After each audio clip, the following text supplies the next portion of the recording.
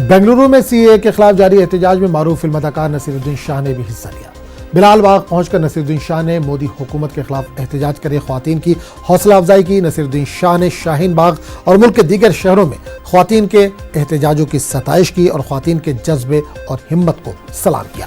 ताहम अपने मुख्तसर खिताब में हुकूमत या सीएए के मुतालिक कुछ भी नहीं कहा, लेकिन सफदर हाशमी की इनकलाबी नज़्म सुनाकर ख्वातीन का हौसला जरूर बढ़ाया। वादरक बेंगलुरु के बिलाल बाग में गुज़िश्ता 7 दिनों से ख्वातीन दिनों रात सीएए, एनआरसी और एनपीआर के खिलाफ एहतजाज कर रही हैं।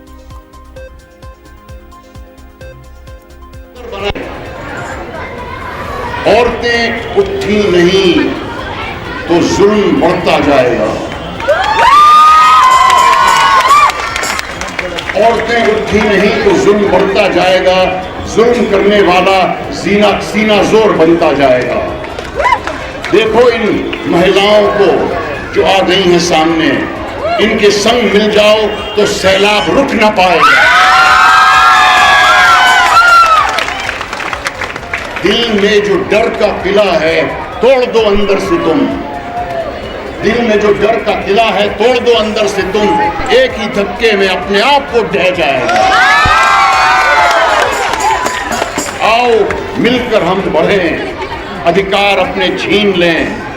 काफिला अब चल पड़ा है, अब न रोक पाएगा।